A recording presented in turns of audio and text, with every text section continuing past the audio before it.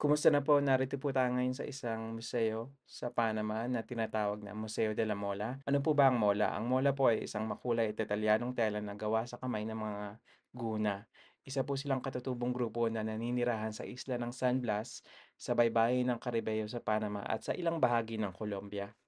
Gamit ang pamamaraan na tinatawag na reverse applique, bale pinagpapatong-patong po nila ang ilang piraso ng tela na iba't ibang kulay tapos ginugupit nila yung ibabaw ng mga tela na pinagpatong-patong nila para lumitaw yung kulay sa ilalim. Tapos tinatahi nila yung gilid. Ang karaniwang disenyo po na ginagamit ng mga guna ay temang tungkol sa hayop, halaman o tao na matatagpuan sa Panama. Kung minsan ay gumagamit rin po sila ng makabagong simbolo tulad ng mga logo o temang hango sa popular na kultura ngayon. Noon po, pinipinta lang po ng mga gunang sa katawan nila ang mga disenyo na ginagamit nila ngayon para gumawa ng mola gamit ang mga likas na tinta na matatagpuan sa Panama. Pero nung rumating ang mga Espanyol nung ika-labing-anim hanggang ika-labing-siyam na siglo, nagsimula na rin po silang gumamit ng tela.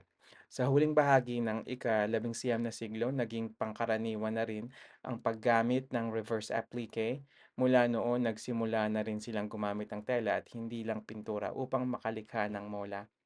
Naging simbolo na rin ng pagkakakilanlan at rebolusyon ng mga guna noong 1925 ang mola. Ginamit nila ito bilang simbolo ng pagrerebelde laban sa pamahalaan ng Panama. Ang mola ay mahalagang bahagi na rin ng kultura ng Guna at bansa ng Panama. Ibinebenta na rin po nila ito ngayon sa iba't ibang pamilihan sa Panama at iba't ibang bansa bilang likhang sining o folk art. May ilang modernong artista at disenyador na rin na gumagamit ng estilong mola. Ang ganda po, di ba? Sige po, salamat. God bless.